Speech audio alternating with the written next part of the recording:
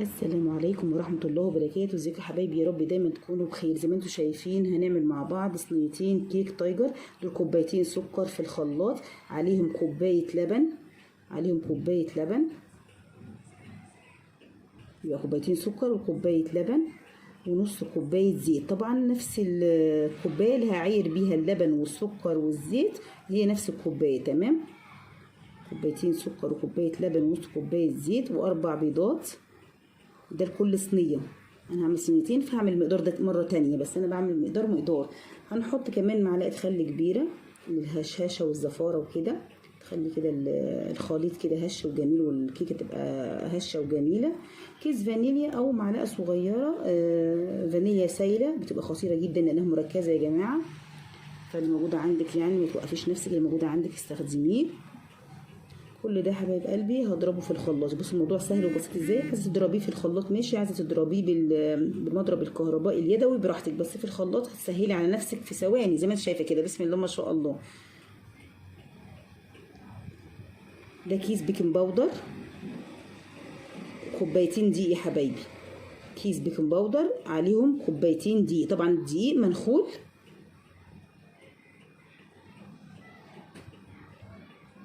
وذره ملح كده يا جماعه للسنه زي ما انتم شايفين، ذره ملح كده عشان السنه، وكوبايتين دقيق منخولين وكيس بيكنج باودر، ويتقلب كويس. ولما نضرب الخليط كويس في الخلاط نحطه على بعض. عايزه تشتغلي بقى برضو بمضرب يدوي ماشي، مضرب كهربائي براحتك اللي انت عايزاه. انا ساعات بعمله بالمعلقه وبيجيب نفس النتيجه، مفيش اي مشكله. بس احنا بنتكلم ان المضرب الكهربائي بيوفر عليكي وقت بس مش اكتر، لكن النتيجه في تلك الحالات كويسه. معاكي مضرب كهربائي شغال، معاكي مضرب يدوي شغال، معاكي معلقه بايدك شغال. ربنا يحسن ما بين ايديكم يا حبايب قلبي يا رب.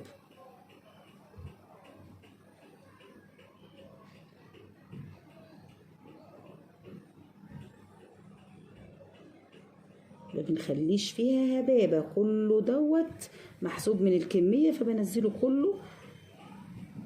مش بنحب نهلك حاجه ولا نرمي حاجه، كل حاجه في الوصفه موجوده زي ما انتم شايفين كده بالمضرب الكهربائي بقى. واسهل على نفسي لغايه ما الدقيق يشرب الخليط كله، والدقيق يختفي في الخليط. الدقيق يختفي في الخليط كله كده ويبقى سمكه جميل زي ما هتشوفوا كده.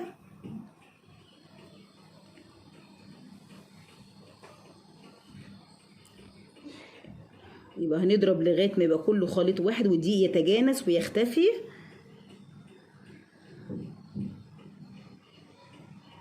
لو انت هتعملي صينيه واحده حبيبه قلبي، بعد ما تخلصي كده بتاخدي نص الكميه وبتحطي عليها كاكاو اسباني ماشي.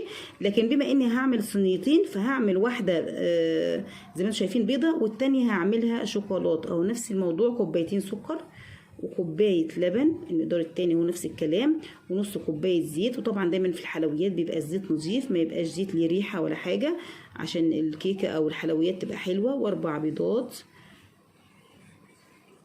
ومعلقه خل كبيره ومعلقه فانيليا صغيره او كيس فانيليا صغير اللي هو البودر. يعني بنعمل نفس المقدار زي بعض، بس هنزود حاجه واحده هنا بقى. هنزود هنزود الكاكاو الخام. انا بستخدم كاكاو خام اسباني عشان انضف حاجه. هو دلوقتي طبعا بقى غالي بس معلش. بصوا بقى هضربه في الخلاط زي ما ضربت المقدار الاولاني.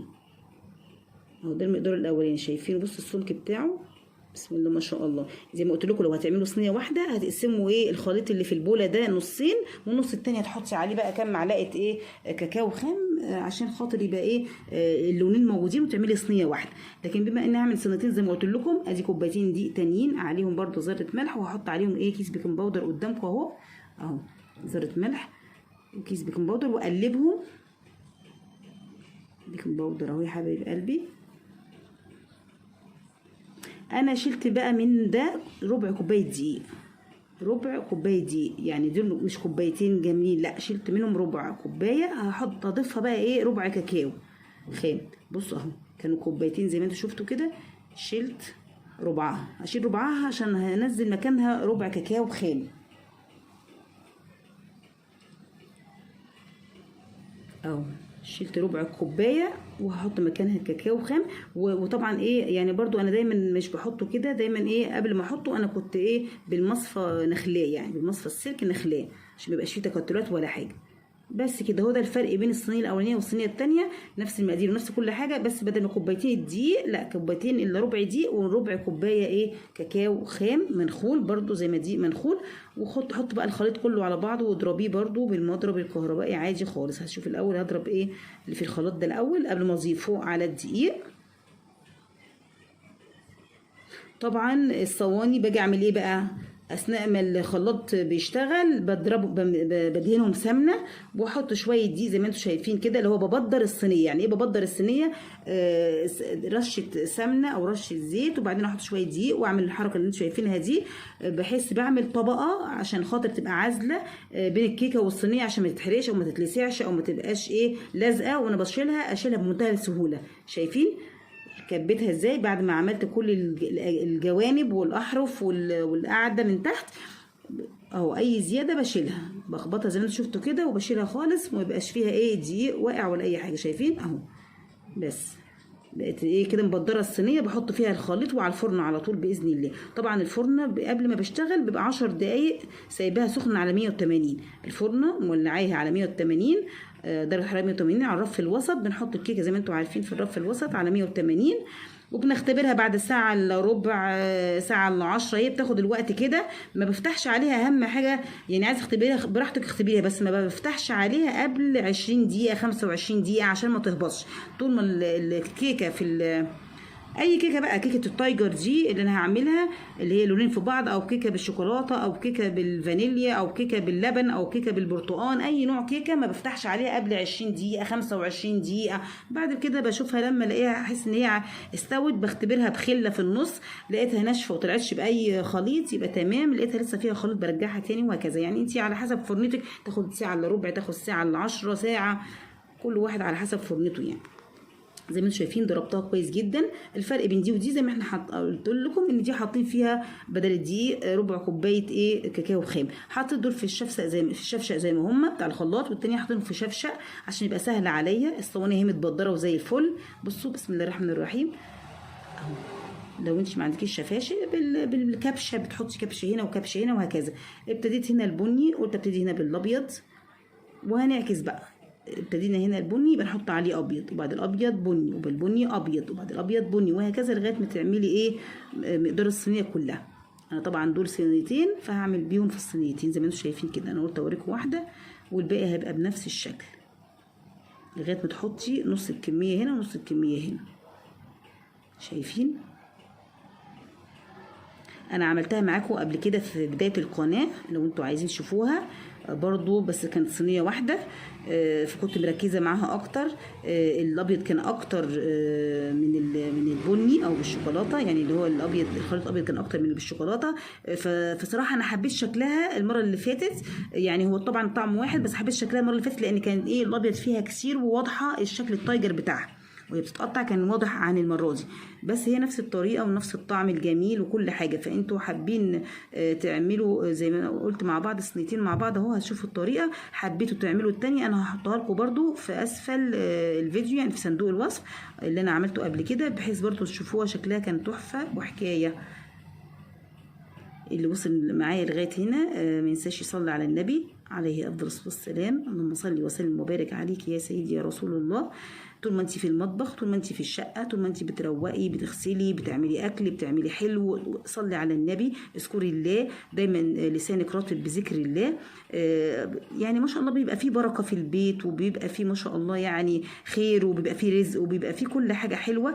وربنا يحسن ما بين ايديكي، يعني الحاجه اللي في ايديكي تطلع جميله وزي الفل وزي العسل ويبقى النفس بتاعك جميل كده في الاكل وفي الحلو يا حبيبه قلبي. زي ما انتم شايفين بعمل كده حبه من ده وحبه من ده ابيض وبعدين شوكولاته وبعدين ابيض وشوكولاته. انا كده بشطب في الاواخر اللون الشوكولاته هيبقى طاغي عليها اكتر عشان احنا بنحب الشوكولاته. لكن اللي انت حباه ممكن ما تعمليش الكميه كلها كده، ممكن تعملي يعني مقدار ونص شوكولاته ونص مقدار ابيض بحيث ان انت تلاقي اللون مختلف وتلاقي التايجر شكله في الاخر حلو وفاتح. لكن احنا عشان بنحب الشوكولاتات زي ما انتم عارفين فانا ايه بكتر شويه، فده حاجه بترجع لك انت، يعني الشكل النهائي ده حاجه بترجع لك انت اللي بتحبيه بتزودي منه. بس في الاخر الاتنين جمال جدا. تعمليها بقى جنب شاي العصاري، تتعشي بيها كده عشوه خفيفه كده وبتاع، تفطري جنب كوبايه لبن او شاي بلبن او نسكافيه بتاعك، شوفي انت بتحبي ايه، وحطي بقى قطعه منه الصبح ولا قطعه بالليل كده عشان الدايت. مش عايزه اقول لكم قطعتين، احنا بناكل الصينيه كلها. يلا بالهنا والشفا على كل اللي اكل وكل اللي هياكل وكل اللي داق.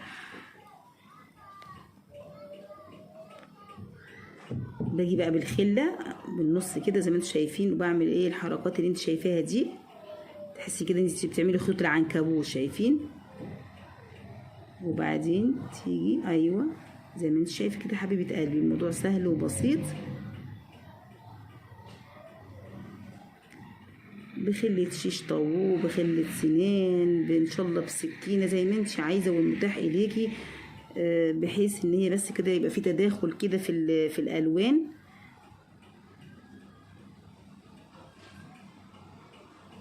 طالما انت عاملاها بحب لبيتك ولاولادك او لضيوفك او يعني بتبقى هتطلع جميله وزي العسل ان شاء الله.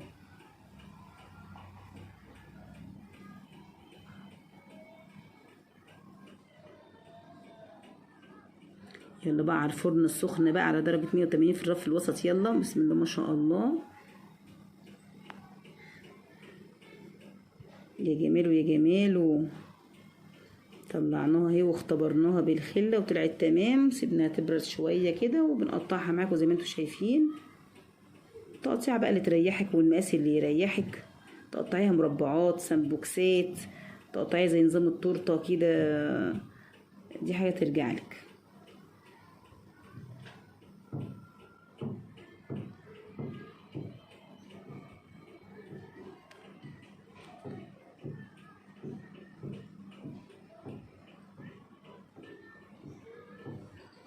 الله الله الله الله. بصوا يا جماعه عاليه ما شاء الله ومفخفخه وحاجه الله اكبر، شايفين؟ يعني عاليه وطريه كده وهشه ومفخفخه وبسم الله ما شاء الله.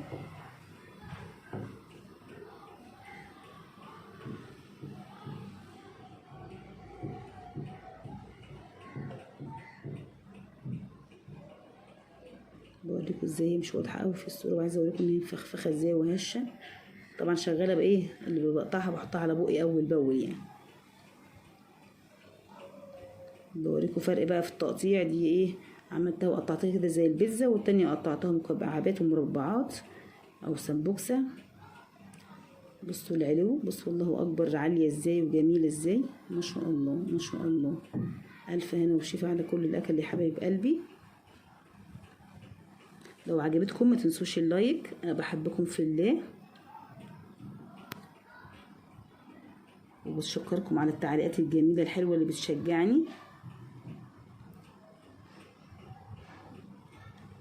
والسلام عليكم ورحمه الله وبركاته.